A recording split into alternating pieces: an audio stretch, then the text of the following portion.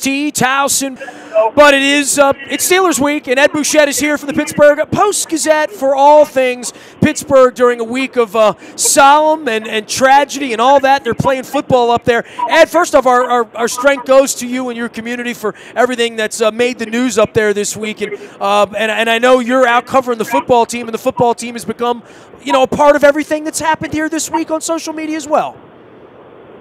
Yeah, Nestor, there was a long-time community relations director, Michelle Rosenthal, who actually works with Brett Kiesel now, but she was the Steelers community relations director, and everybody loved her. And two of her brothers were killed in that senseless massacre. And the Steelers went over almost en masse. I don't know about the players, but they took a bus over to the services on Tuesday. Yeah, and then you go play football, and it feels like silly that we would talk about all this, but it's the most important game of the year here at 4-4. It's always an important game on your side of the fence, and I know the community, I don't know how you heal after all this. We had riots here a couple of years ago, so anytime there's that sort of community unrest to be talking about sports, but where are the Steelers right now? I mean, they're playing a whole different brand of football than when Luke and I walked out of Heinz Field about 2 o'clock in the morning, what feels like 5 minutes ago, but it was 5 weeks ago. Boy, these franchises have taken different trajectories here since the last time we chatted, right? That was their worst game against the Ravens at home. It was just a big dud for them, Nestor. And they found their defense since then. They benched Artie Burns last week. He didn't play at all on defense. Their number one pick 2 years ago at cornerback. And they played better at cornerback. Now, it was against the Browns and a rookie quarterback. They'll see a little different on Sunday in Baltimore. But their defense has really played better. That's been a big reason, and James Conner's been unstoppable. He's been Le'Veon Bell with a different number. Everyone keeps saying that, and I've watched, bits and drabs, and I've seen the highlights and all of that. I called him a Pittsburgh legend about 6 weeks ago when you and I got together, and you weren't the only one that sort of chuckled a little bit because he grew up in the building next door. He's battled cancer. It's an incredible story. His whole sort of Wally Pipp sort of role in all of this now as the legend grows a little taller, but there is a legend building around that kid now, isn't there? Yeah, he's one of the NFL leaders in rushing. I think the numbers they always pointed with Bell because he caught a lot of passes, and so is James. His yards per game average, I think, is tops in the league, and he's rushed for 9 touchdowns. To compare that, all last year, Le'Veon Bell rushed for 7 touchdowns. He has 7 carries over 20 yards. All of last year, Bell had 3 carries over 20 yards. So this kid he's getting the tough yards. He's a different style of runner. He's a brute than Bell. He's breaking tackles. He's getting long yards. He's catching passes, and he's blocking. He is everything Bell has been to the Steelers, and boy, if he wasn't, they would have been in trouble. I learned early on, Marvin Lewis would always tell me, don't get caught up in the soap opera, because in the building, when those guys get there at 8 o'clock in the morning and there's hot tubs and cold tubs and massage therapists and dining and study hall and getting out on the field and taking iPads home, that a lot of that stuff doesn't matter. And I know we talked about it 4 or 5 weeks ago. It certainly felt like the Le'Veon Bell thing with the lineman, with his loss, felt like the Steelers were really sort of reeling at that point, sort of ideologically, as to how to replace him. And then we're here now, and it's sort of like, well, that's $856,000 that the Rooneys have saved this week, right? Or whatever that crazy number is. And as Raven fans, you feel like you want to pay him to stay away at this point. He's not coming back, right? I mean, that storyline's over with, right? Kind of, sort of, right? Well, he has till 10 weeks. And after 10 weeks, he can't come back. He can't play for anybody. And, there's still some debate going on if that's indeed now what he wants to do. There were stories the Steelers wanted to trade him.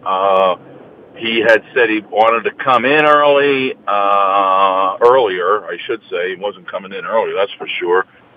And I think maybe those reports that the Steelers wanted to trade him might have scared him away because he doesn't want to go anywhere else this year. If he's going to play this year, he wanted to play for the Steelers. He knows their line is good, the quarterback's good, the receivers are good, and this is the most comfortable spot for him. Now, next year is a different matter.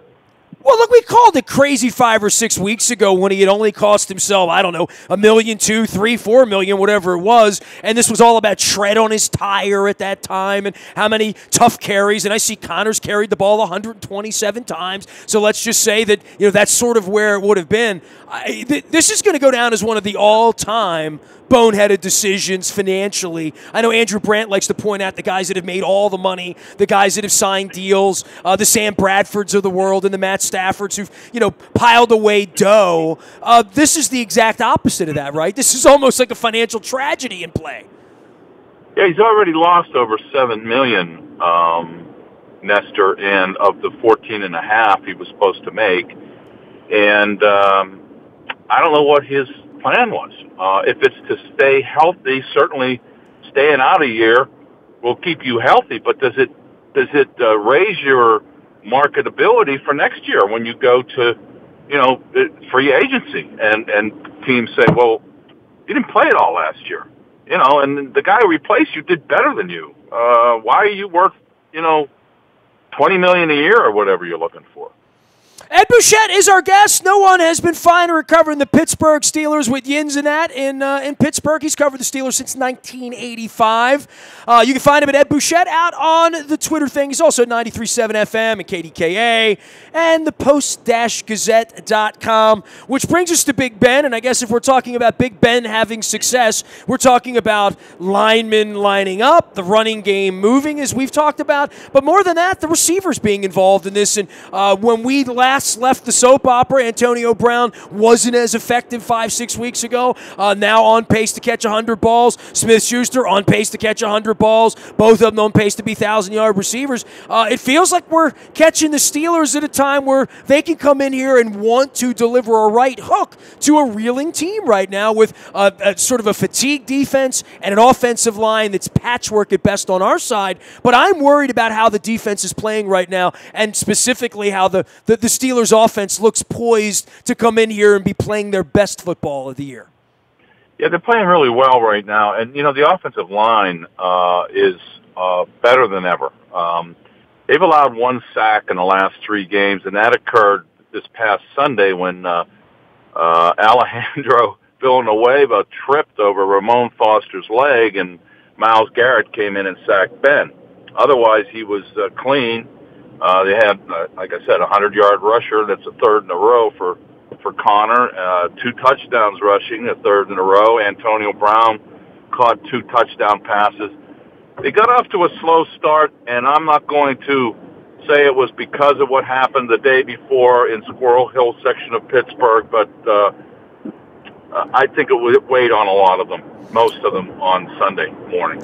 Well, and winning football games here and leaving the community and coming back and everything that's gone down, and I was not aware of, that it was such an artery to the Steelers, organization and their franchise, and so many of you who knew folks, involved in this tragedy. But for the football team at this point, mindset-wise on all of that, at least in the early part of the week, I mean, this is sort of an unprecedented thing for the community to take on, I think, and certainly a community that rallies around that football team. There's no doubt about that, Ed.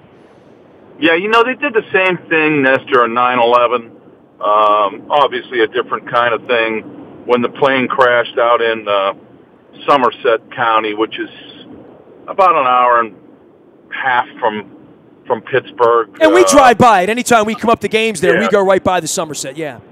Right, and, they took a bus or 2 buses, I forget how many, of players and stuff up to the the next day or 2 days after. I forget how long it was. It was they had a service up there, memorial service, and the Steelers went en masse. So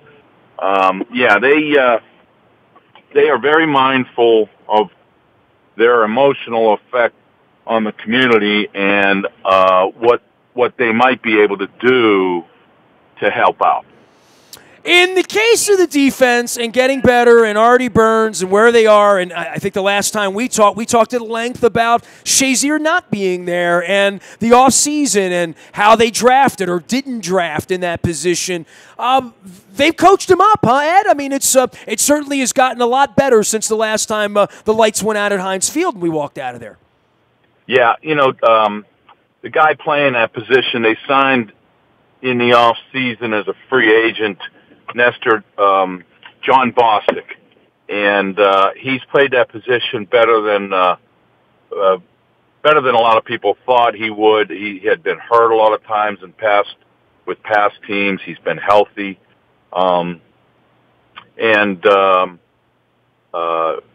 Hayden has just really, really, really helped this secondary. He right now, if I had to pick an MVP of this team, he'd be top 3 anyway. That was manna from heaven when they found him last year, and they got him just before the season started. Now he's had a whole year in their system, and getting to know his comrades on defense, and it's really showing. Well, Joe Hayden is interesting to the Browns, right? Because he was hitting the head a lot there. He had some concussion protocol issues. He had some health issues there. Clearly, they had some losing issues there.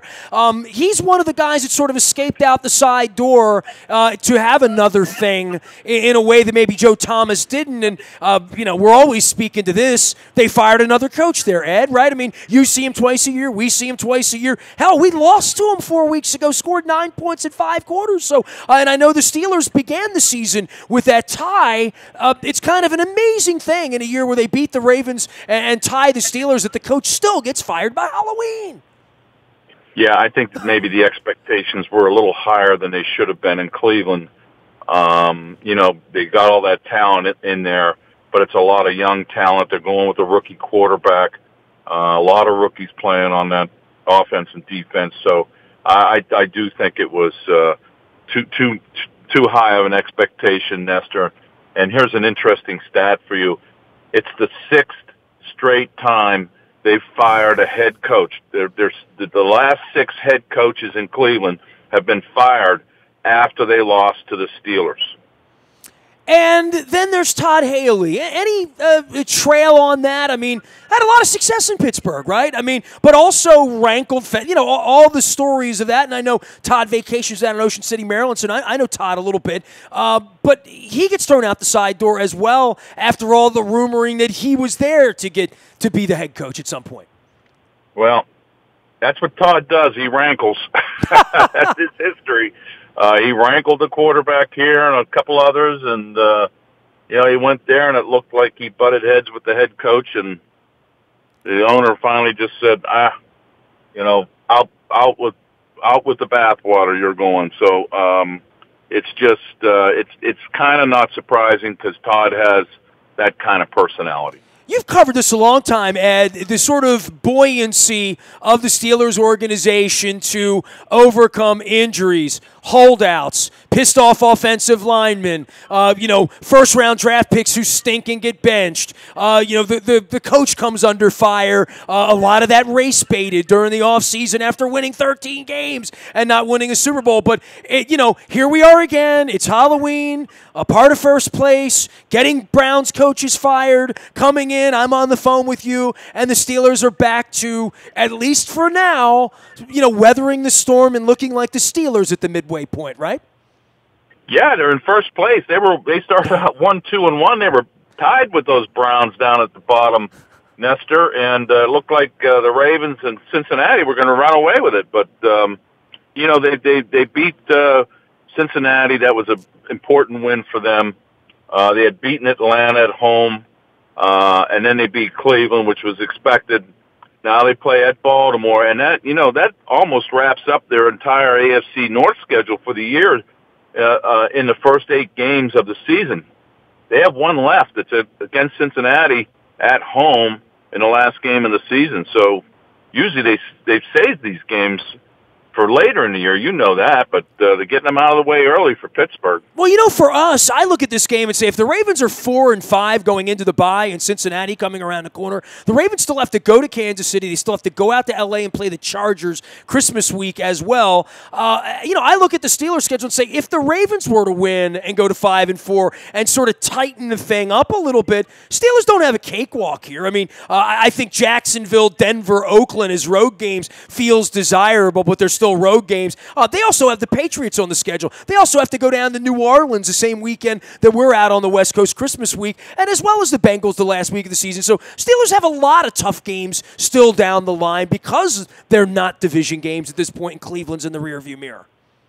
Yeah, we've talked about that since the schedule came out, how the second half can be brutal for them. However, it doesn't look as bad as it once did when you look at what Oakland and Denver and Jacksonville's been doing, and those are all road games for them. Now, as you mentioned, they have to go at New Orleans. They have New England and Carolina at home too. They play Carolina next Thursday night after the Baltimore game. So, it's this thing is way up for grabs. Ed, always a pleasure. Take care of your community, and I'm sure I'll see you down here with a crab cake. No tourist crab cakes for you, as usual. And it's going to be another good football game here. They seem like they pop up every couple of weeks, and this feels a little early to be ending it all between the two of us. But I appreciate the time, and we'll see you down here on Sunday with some hospitality for Yins, all right? And for once, Nestor, it's Sunday at 1 o'clock. I'm grateful for that. Oh, the deadline life that all the old guys like us have led. We'll see you soon, Ed. You got it. 1 o'clock football here in Baltimore on Sunday. Ed Bouchette, tens of thousands of Steelers fans follow him because he's the best in the business. He's covered the Steelers for the Post-Gazette since 1985. He is encyclopedic for what he hasn't forgotten about the Steelers. Find him at Ed Bouchette. That's 2 T's and the silent E on the end out on Twitter and at the Post-Gazette and KDKA and 93.7 up in Pittsburgh. Find me out in the Buy at Toyota.com audio vault 24 hours a day from anywhere in the world on your mobile device by downloading the TuneIn radio app. We do come in crystal clear from anywhere in the world. The morning newspaper ships digitally to your email inbox. It's all brought to you by Planet Fitness and PlanetFitness.com. $5 down, $10 a month, and right around the corner and very warm inside for you to work out here this time of year. Also brought to you by Laurel Park and our friends at the Maryland Jockey Club. Took my wife down to the Maryland Million 2 weeks ago. Crab cakes, the remodeled extravagant sports bar. They got a TV down there that's ginormous on the wall. I was watching college football, betting the ponies. I cashed a ticket. Yes, I did. Laurel Park, they're racing this weekend. The entries at the front of WNST.net as well as in our morning newspaper. At some point, the Orioles are going to hire someone because nobody's running the place. When they do, you'll get it first on the WNST Tech Service. It's all brought to you by Coons Ford of Security Boulevard and Dennis Colazzos. We'll be here from 3 until 5 on Thursday.